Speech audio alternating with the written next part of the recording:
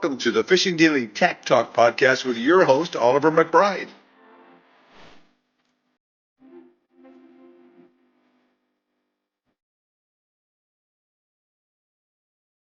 Today I'm joined by Jason Munro from Devon firm Ecomotus, and they are doing some great stuff down there, reducing emissions and improving economy and engines.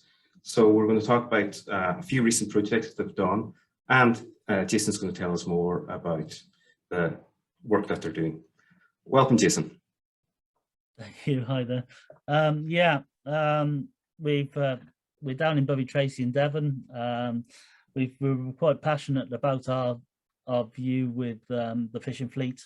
Adrian works with me, and he's a crabber by trade, so he's been around for quite a few years. I think most people will recognise Adrian Bartlett if they come across him.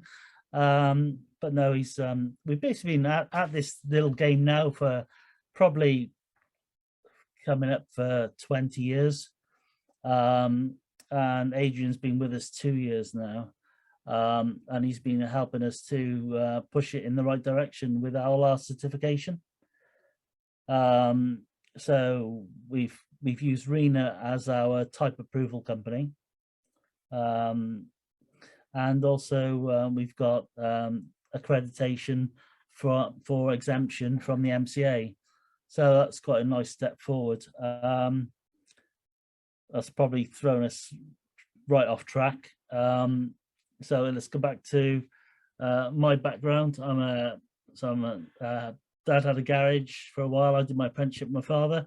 I then became an aircraft engineer, broke my neck, got interested in green projects, realizing where things had to go on with engines. Of course, nobody's going to listen to you until you put your boots in and wade in and prove it. So now is the time where we're ready to go to the market. We've just come out of R&D. We're probably a small company, full-time in the office. There is 3 of us, so myself, Adrian and Sam in the workshop. We've got James, who's our electronics guy. Kirsten is my better half, and she looks after all the paperwork side and keeps on the straight and narrow. We've got various sales teams working with different councils, but really my heart is definitely in the maritime sector. Have you been working in this 20 years yourself, or has Ecomotus been going 20 years? No, Ecomotus has been in trading for 9 years. How many vessels have you been involved with, and this new company? How many fishing vessels have you been working with? Yeah, sure. So I suppose about 5 vessels now. The first boat was the Galwadi Moor from over at Grimsby, and unfortunately she trawled up a mine on the seabed last year. So we unfortunately, sad old times really, and that was wiped out. But on the upside from there, we went on board to remove our kit, brought it back to the workshop, and it was still working. So I like to say our kit is bomb-proof, really. But no, we've made it out of the best materials we possibly can. We use the best materials for our electrodes.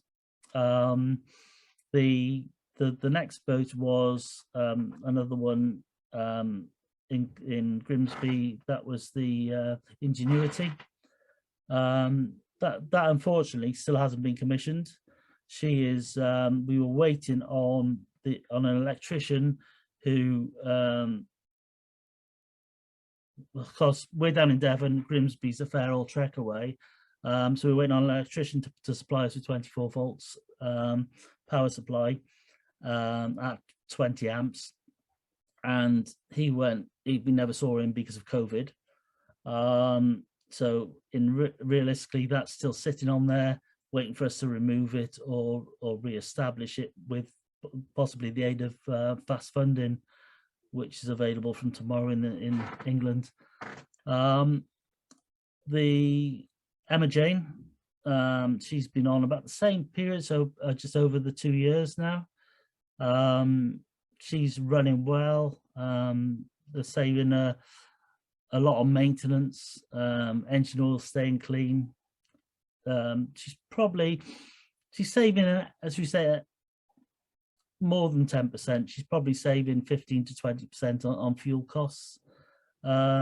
Emissions wise, she was originally running NOx's or NOx was 600 parts per million, and we've got it down to 95 parts per million. So quite a sizable decrease in NOx's. Diesel particulates are reduced by an excess of 95%. And she's doing well on that, really. The other boat is the Spirited Lady, out of Newlyn. She's quite a modern boat, 12-meter boat. She's got a D12 or maybe D13 Volvo engine, and they're not noticing so much a trawler, so they're pushing it hard. They're not noticing so much on the fuel saving, but they're noticing more torque. So being a trawler, they're using the torque. So that'll be the next sort of way forward. Our big one is education for the operators, really. What are they actually trying to achieve? Are they trying to achieve fuel savings, or are they going to use the power? We can't dictate that, but we have the scope to save them some money. We've also went on the Barents Sea for water dance. That was probably 2 weeks ago now. First week at sea, the week before we fitted it, she was using over 19,000 litres of fuel, and we were just using just over 14,000 litres with our kit fitted. I know a lot of it can't be down to our kit. A lot of it is down to the engine becoming cleaner because of the carbon not being used, it working the way, making the engine breathe better. But also we've got every week is different, every day is different. So all we know is that when the skipper came in, he said a beamer has never been out of Brixham for a week and come back and only use 14,000 litres. So we feel like we're working in the right direction. What else have we done? Little outboard motors. We've done outboard petrol motors. Same sort of gains, really. You know, it's easy to achieve a 10% saving.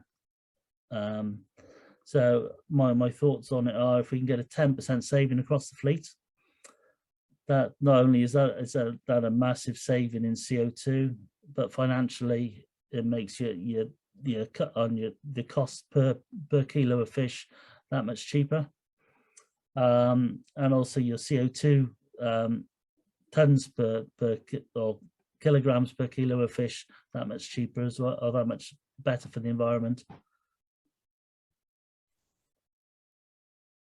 So how does your kit work, Jason? Can you tell us that? Sure. So all we're trying to achieve is to burn the fuel properly. So by adding your fuel is basically one long hydrocarbon chain, and something's got to happen to that fuel, be it heat or pressure or a spark, to give off a small hydrogen molecule which will start the burn process. So by adding a small amount of hydrogen at the start makes it that much easier to complete that process.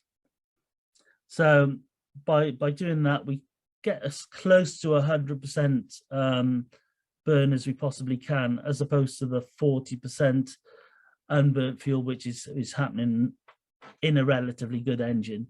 So if we can say we can get 20% more efficiency, and we'd only do it by fuel saving as opposed to trying to run something on hydrogen, because obviously if you're going to try and run something on hydrogen, hydrogen is not a, the problem with hydrogen is it's not very dense. You need an awful lot of it to do a job. We sort of messed around for years with internal combustion engines, and the amount of hydrogen physically to run 100% any engine was a ridiculous amount. It was sort of, I think we had all these big electrolyzers all buzzing away, all producing a lot of hydrogen, and it must have been 8 kilowatts to run a 3 kilowatt engine. It just didn't make any sense. So by making the fuel burn better, the fuel that we've got burn better by in excess of the 10 or 20% saving, we feel like that's the right way forward. But there's other benefits to this as well as just like better fuel burning you were talking about. There's reduced carbon emissions, and what about like the engine life? Do you think would this help prolong engine life? Or yeah, sure. The beauty of it is we're burning the fuel correctly, so there's no carbon produced, or we're reduced by in excess of 95%. So that carbon doesn't go into your oil. Your oil stays cleaner for longer. So effectively, your carbon ends up in your oil. You've got to change your oil because the carbon goes into the oil, and it's effectively a grinding paste. Yeah. So that'll eventually wear bearings and all the rest of it. If you've got clean oil, it's going to stay better for longer. So, but the nice thing about not producing the carbon is it doesn't build up in the top end of the engine. So your top of your piston stays clean, your valve seats stay clean, your turbo vanes stay clean, your exhaust stay clean. The whole engine is allowed to breathe that much easier. So we've on the Emma Jane, for instance, she's just had an inspection in, well, she was due a top end overhaul, a third one in this scenario. So we've saved the first two she didn't need because she had hydrogen fitted. The second one, the endoscope showed a little bit of carbon inside the engine. The third one now, which has just been completed, she's had regular oil samples and there's nothing untoward found. And she has, on the endoscope, is actually cleaner this year than it was last year. So she's had another year of running, and the engineers were saying that she is cleaner now than she was a year ago. So it's a C18 Caterpillar, and so she saved two top end overhauls at £45,000 each. She's also saved the latest one, which is £70,000. So apart from the fuel saving, there's got to be some benefits in the saving on maintenance. Will this kit improve engine performance and reduce emissions and all that there on all sides of the vessels? What size could you see this going up to? Yeah, it'll work on anything that burns fossil fuels, really. So it'll work on a moped or it'll work on a super tanker. It's just a question of scaling it accordingly.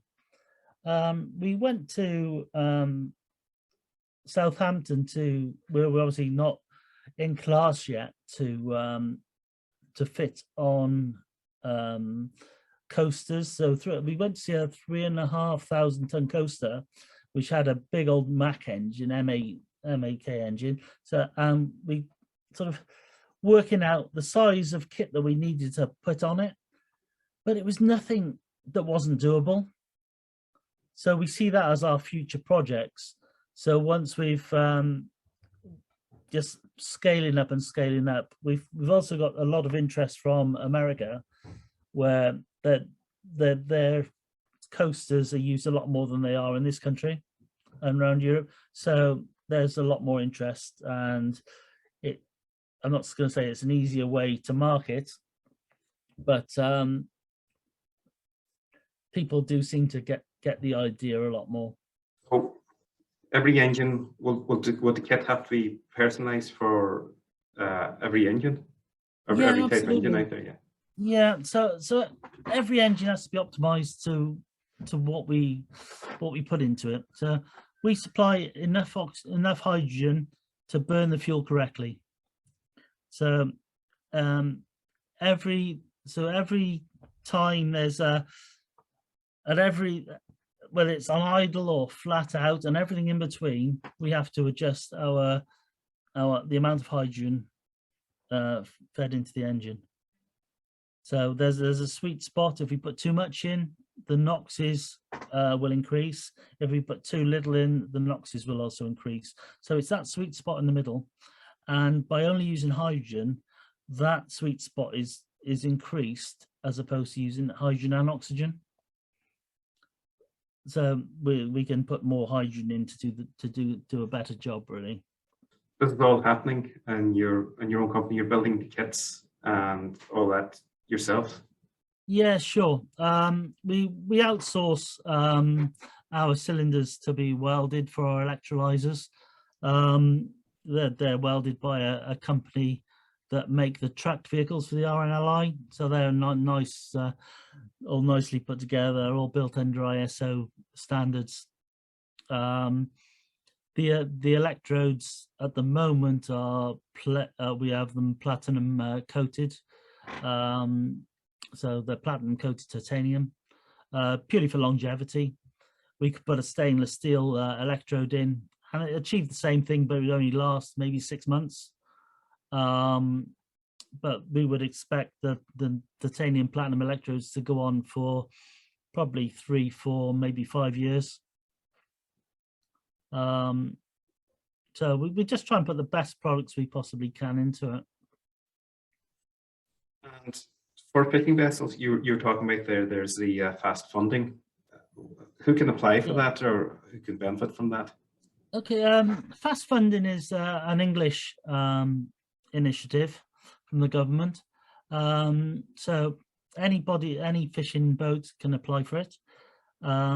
If it's 12 or under 12 meters and is a potter or static gear, they're entitled to 80% towards our equipment. And if it's a trawler or a boat or a boat over 12 meters, they're entitled to 50%. We've just had 2 boats go through last year for fast funding without any problems from the IMO, because it falls under the category of increasing efficiency. So we're waiting on fast funding to be released tomorrow, which is on the 6th. So we're just going to wait and see where we go from there, really. So we've been ramping up. Our production has been ramping up.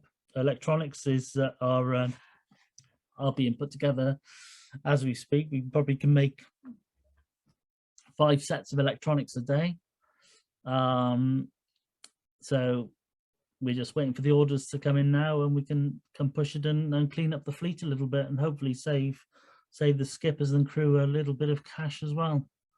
And is this the only project you're working on at the moment, or are you looking in different areas? Are you looking towards motor vehicles and lorries and that as well with your? Yeah, we first started off with coaches. That was our first trial, really. Always finding about the same sort of savings. We've had them on National Express coaches, all getting in excess of the 10% saving. We've also worked with a local haulage company, Parsons of Exeter, and they were getting in excess of 10% saving.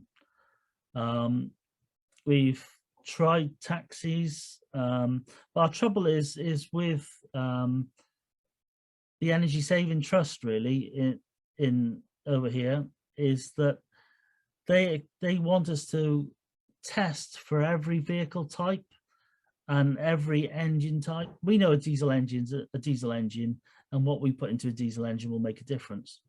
But to try and jump through hoops, you're talking an extra £15,000 per test, and we were looking at a black taxi, same year, but it had 3 different engine types. So that was £45,000 worth of testing just to achieve that. So we didn't go down that route because it's not beneficial to, well, we couldn't afford it basically. There's no help at the time for a company in R&D because we've put money into the company ourselves. We weren't eligible for any funding, which is a bit of a funny or strange way around it, but we're through it now. We're getting results. The boats seem to be the way forward. It's not such a cutthroat game. Invariably, the fishing boats are running for 12 hours a day, so they save more money. And obviously save a lot more fuel, and we can make a difference on their CO2 output. So that's, and being from a seafaring family, my great-great-grandfather was the harbour master at Rotterdam. Adrian's obviously in the fishing game, and that's where our heart is, really. So hence you're stuck with us. It's really good to have people like yourselves from the industry involved in projects like this, because when fishermen or boat owners come to you, they understand that you're able to understand what they're dealing with day in, day out, and it's not just figures and numbers and push this and push that. You know, this is a real concerted effort, because as you're talking about, like, you know, like cars and that, we're being pushed towards a more electrical world and in the terms of cars, but to achieve the same thing in the terms of fishing boats and other transports like coasters, it's a lot more difficult. I suppose this is a new project. It's very innovative, and it could be a big help towards the fishing industry in the future. Yeah, absolutely. And we think that, you might get the odd day fishing boat that will become electric, but I still think it's going to be a long way off, and it's a lot of money to as an investment. We were talking about the Barents Sea earlier, and she is probably about £28,000 install on her. And if we can save 5,000 litres a week in fuel, it's not going to take her long at all to pay for herself. And then anything further on than that is a big saving for her and her crew. Our other projects at the moment, we're trialing, obviously the way things are with the fuel costs at the moment. We've been trialing with heating oil and heating oil boilers for housing. We've been running one for probably about 2 years now, and we're getting in excess of a 30% saving in fuel for heating oil. So that obviously there's a lot more. We've been through all the hoops, jumped through for ARENA and our type approval. Now we've got, do we consolidate and concentrate on the boats and what we know now, or do we try and jump through more hoops for the domestic heating side? And I think it's a question of they will probably both run along together, but I think ideally it would be somebody like Worcester Bosch or a large oil a boiler company to actually have a conversation with us and say, look, we've pushed this as far as we can, we've proved the concept. Perhaps that would be a good way forward. So we're willing to work with anybody just to make it a greener place. We have our patents in place and things like that. But in my view is that if it's copied in any way, it just gets the green. It spreads the goodness that much quicker. It's not about the cash. It's never been financial gain to us. I'm still recovering from a broken neck. We survive. We're all quite happy, and our beliefs are that we can actually make a difference. We don't need to be greedy. So anybody who wants to find out more about Ecomotus, how do we get in contact with you? Yeah, sure. So my name's Jason Munro. My email is jason@ecomotus.co.uk. Happy to have a conversation with anybody. We'd certainly help in any way we possibly can. The website is ecomotus.co.uk. There are some studies on there of the Emma Jane and bits and pieces that we'll be adding to that as fast funding rolls out. Our Facebook page, Ecomotus UK. There's always, or there will be always a new page on there. We'll just keep pushing it forward now, and now we've achieved our type approval, and we're just ready to hit the road running, really. So if anybody wants any help on emissions or, well, absolutely, a bit of fuel saving, we're here for that. Jason, it's been a pleasure speaking to you, and we wish you luck, and hopefully this time next year you'll be flat out, and that if we're asking you for a podcast, you won't have time for it. But we look forward to speaking to you again and finding out more about what's happening in the future. Bless you. Thank you, Oliver. Thank you, Jason. Jason. So much. Thank you for your time.